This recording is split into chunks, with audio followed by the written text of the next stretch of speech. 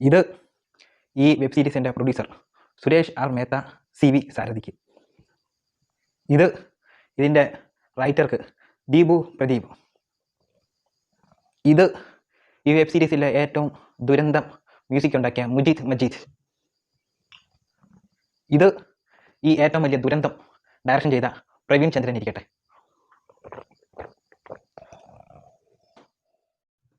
Hi, പുതിയ വീഡിയോയിലോട്ട് സ്വാഗതം. ഇന്ന് വന്നിരിക്കുന്നത് ഒരു വെബ് സീരീസിൻ്റെ റിവ്യൂ ആയിട്ടാണ്. Perilloor premier league.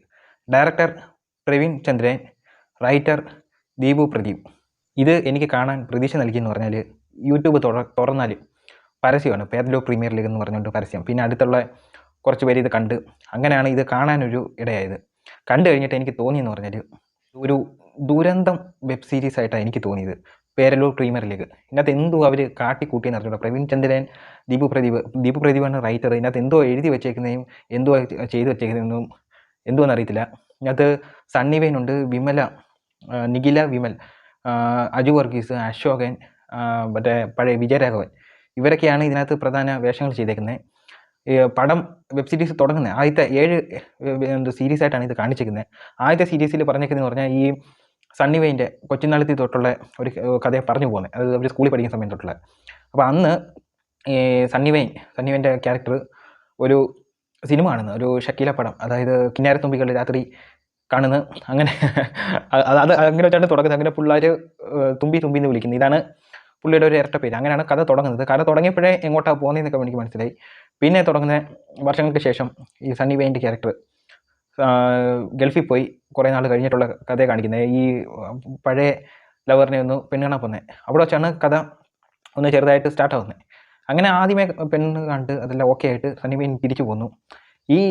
ഇതിനകത്ത് സണ്ണി വെയിൻ്റെ ക്യാരക്ടർ എന്തുവെന്ന് അറിയത്തില്ല. ഒരു മൊണ്ണ ക്യാരക്ടർ, ഒരു കോമാളി ക്യാരക്ടറായിട്ട് മാറിക്കഴിഞ്ഞു ഈ സണ്ണി വെയിൻ. ഒത്തിരി നാൾക്ക് ശേഷമാണ് തിരിച്ചു വന്നത്. എന്തുവരും തിരിച്ചു പോക്കും ഇതിൽ തന്നെ ആവുമെന്നാണ് എനിക്ക് തോന്നുന്നത്. സണ്ണി വെയിൻ നേരത്തെ ഞാൻ ആസിഫ് അലിയുടെ നേരത്തെ വീഡിയോയിൽ ഒരു ആസിഫ് അലിയുടെ കാര്യം പറഞ്ഞിട്ട് ഒരു പ്രൊമോഷൻ കിട്ടാതെ കിടക്കുന്ന ഒരു ആക്ടറാണ് സണ്ണി വെയിൻ. സണ്ണി വെയിന് കൊണ്ട് നല്ല ക്യാരക്ടർ നല്ലോണം ചെയ്യാൻ പറ്റും. പക്ഷേ പുള്ളി എടുക്കുന്ന സിനിമയും വെബ് സീരീസൊക്കെ ഇതേപോലത്തെ ഇതാണ്. ഇപ്പം ആദ്യത്തെ സിനിമ സെക്കൻഡ് ഷോയ്ക്കകത്തൂടെ വന്നേ, രണ്ടുപേരും കൂടെ വന്നേ, അതായത് ദുൽഖറും സണ്ണി വെയിനും കൂടെയാണ് വന്നത്. പക്ഷേ രണ്ടുപേരും അവിടെ നിൽക്കുന്നു നോക്കണം. അപ്പോൾ എന്തുമായാലും സണ്ണി വെയിൻ ഇതിനകത്ത് ഒരു കോമഡിയായിട്ട് ചെയ്തു വെച്ചിട്ടുണ്ട്, മൊത്തത്തിൽ ഒരു മൊണ്ണയായിട്ട്. അപ്പോൾ ആ പുള്ളിക്ക് ഇവിടെ ഗൾഫിൽ നിന്ന് വന്നിട്ട് ഇവിടെ ഒരു ഇതുണ്ട്, എന്തോ ഒരു ഫ്ലെക്സ് അടിക്കുന്ന ഒരു ഷോപ്പുണ്ട്. അതിനകത്ത് നിൽക്കുന്ന രണ്ടുപേര്, അതായത് ഞാൻ ഒരു കാര്യം കൂടെ ആദ്യം പറയാം.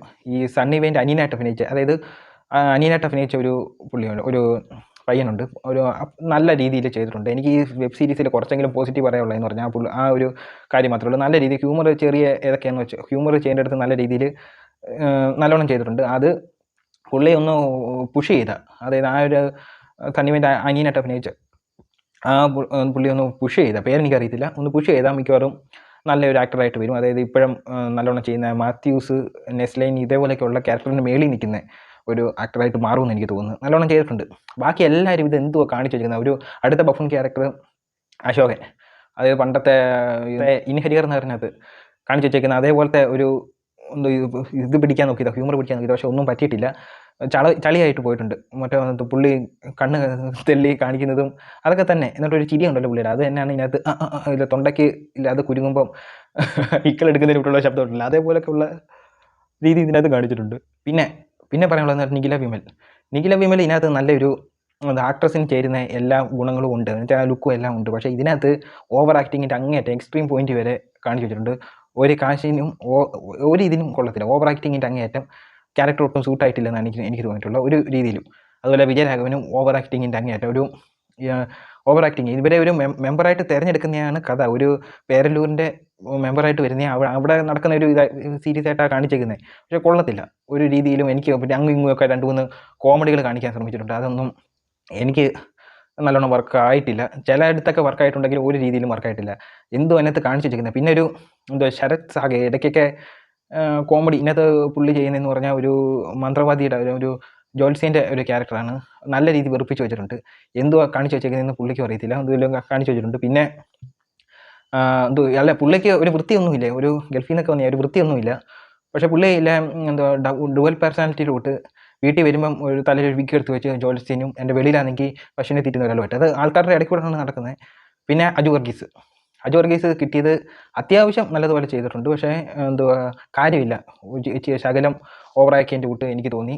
വേറെയും ക്യാരക്ടേഴ്സൊക്കെ ഉണ്ട്, പേരെനിക്ക് നല്ലോണം അറിയില്ല. പുള്ളി ഈ ഇലക്ഷനുമായിട്ട് ബന്ധപ്പെടുന്ന തട്ടിപ്പും അതിൻ്റെ രാഷ്ട്രീയ തട്ടിപ്പും ഒക്കെ ഇതിനകത്ത് ചെറുതായിട്ട് സൂചിപ്പിക്കുന്നുണ്ട്. അതായത് ഒരു എന്തുവാ ബെറ്റിംഗ് ഷെഡ് വെക്കുമ്പോൾ അതിന് 25 ലക്ഷം രൂപയെന്ന് പറഞ്ഞുകൊണ്ട് വെക്കുന്നുണ്ട്. അതൊക്കെ രാഷ്ട്രീയത്തിനെ ചെറുതായിട്ട് കുത്തിയൊക്കെ ചെയ്തിട്ടുണ്ട്. അത് നല്ല രീതിയിൽ ചെയ്തിട്ടുണ്ട്. പിന്നെ ഈ ജോത്സ്യൻ്റെ കാര്യം പറയുന്നതിന് തൊട്ട് ജോത്സ്യൻ്റെയും ചെറിയ രീതിയിലൊന്നും ആക്കിയിട്ടാന്ന് തോന്നുന്നു ഇതിനകത്ത് എടുത്തേക്കുന്നതെന്ന് തോന്നുന്നു. അതായത് ഇപ്പം നടക്കുന്ന നിലവിൽ ഓരോരുത്തർ നടക്കുന്ന രീതിയിൽ. പിന്നെ ഇതിനകത്ത് ഒന്നുമില്ല, ചുമ്മാതെ ഇങ്ങനെ 7 വെബ് സീരീസായിട്ട് ഒരു എപ്പിസോഡ് വെച്ച് തീർക്കേണ്ട കാര്യം 7 എണ്ണം വെച്ച് ചുമ്മാതെ നീട്ടിക്കൊണ്ട് പോയതായിട്ടാണ് എനിക്ക് തോന്നിയിട്ടുള്ളത്. പിന്നെ എന്തുവാ അങ്ങോട്ടും ഇങ്ങോട്ടും ഇഷ്ടമാവാൻ നടക്കുന്നു, അങ്ങോട്ടും അത് തന്നെ ഒരു സാധാരണ പോകുന്നതിൻ്റെ രീതിയിൽ തന്നെ നടക്കുന്നു. പിന്നെ അവസാനം ഇവർ തമ്മിലൊരു കിണറിൻ്റെ അടുത്ത് വെച്ച് കണ്ടുമുട്ടുന്നുണ്ട്, അത് ലാസ്റ്റ് എപ്പിസോഡിൽ. അങ്ങനെ ഓരോ കോപ്രായങ്ങൾ കാണിച്ച് അവസാനത്തെ എപ്പിസോഡ് വരെ എത്തുന്നു. എനിക്ക് ആദ്യത്തെ ഒരു എപ്പിസോഡ് കണ്ടപ്പോഴേ എങ്ങോട്ടാണ് നീങ്ങുന്നതെന്ന് മനസ്സിലായി. പക്ഷേ അവസാനം വരെ കണ്ടാൽ എന്തെങ്കിലും പറയാൻ പറ്റത്തുള്ളൂ. അതുകൊണ്ട് ഇത്രയേ ഉള്ളൂ. ഒരു ദുരന്തം വെബ് സീരീസായിട്ട് എനിക്ക് തോന്നിയിട്ടുള്ളത്.